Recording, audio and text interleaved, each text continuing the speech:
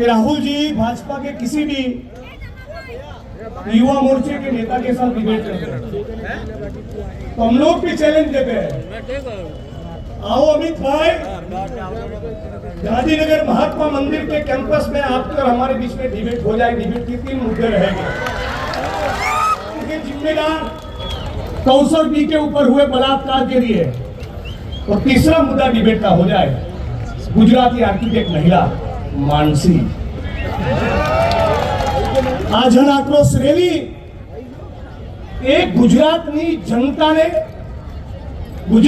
જનતાને આત્માને ઝંઝોળવા માટે છે, અને એટલા માટે ઝંઝોળવા માટે છે કે આ ધરતી એ રવિશંકર મહારાજ, ઇન્દુલાલ યાજ્ઞિક અને નરસિંહ મહેતાની ધરતી છે। આ ગાંધી અને સરદારની ધરતી છે, અને એટલા માટે સમગ્ર ગુજરાતની 6.5 કરોડ જનતા એ સવાલ પૂછી રહી છે કે ભારતીય જનતા પાર્ટીના એક 56 ઇંચની છાતીવાળા નેતાનું ચરિત્ર એવું કેવું ઉજળું કે એપ્સ્ટીનની ફાઇલોમાં નામ આવ્યું છે।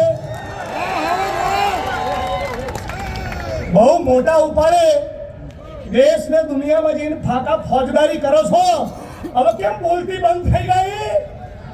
આવો ને જવાબ આપો કે જેફરી એસ્ટીનની જોડે આ વિશ્વગુરુ, તમે શેની સલાહ લેવા જતા હતા? વિશ્વગુરુ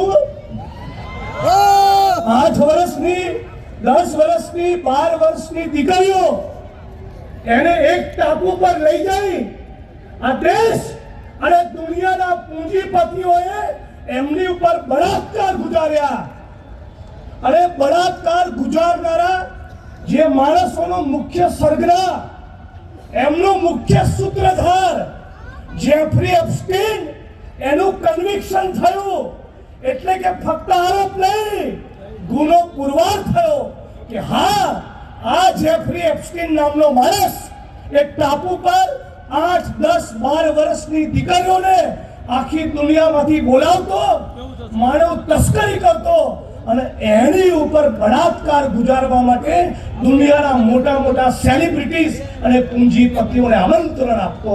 આનો ગુનો સાબિત થયા પછી નરેન્દ્ર મોદી, આપણા વિશ્વગુરુ, એમની સલાહ લેતા ઝડપાયા છે। વાહ મારા વિશ્વગુરુ, વાહ!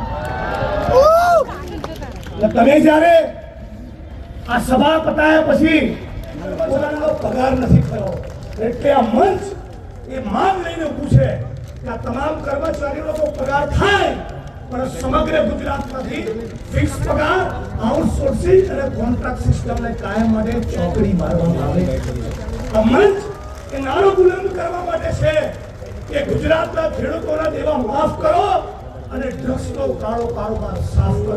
હું ફરી એકવાર ઇન્દ્ર વિજયભાઈની જેમ એને સિવાય માટે ઈચ્છું છું તાળીઓનો અવતાર થઈ જાય, ગુજરાતના 200 કોલેજ કેમ્પસમાં જઈને પ્રતિજ્ઞાઓ લેવડાવી। હમણાં થોડા દિવસ પૂર્વે વડગામ વિધાનસભાના દેવી પૂજક ઠાકોર, દલિત, માજીરાણા, આ કેટલાક સમાજની વિધવા બહેનોનો મળ્યો।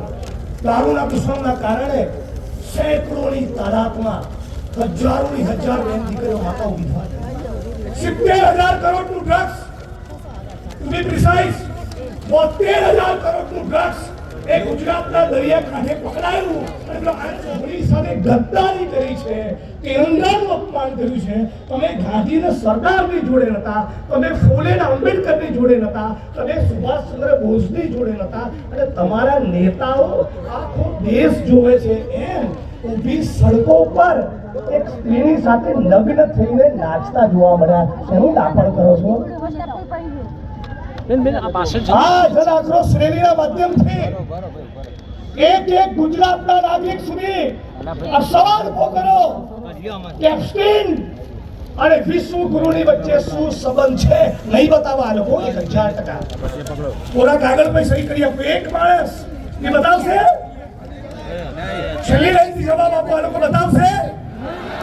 વિશ્વગુરુ અને એપ્સ્ટીનની વચ્ચે શું સંબંધ છે?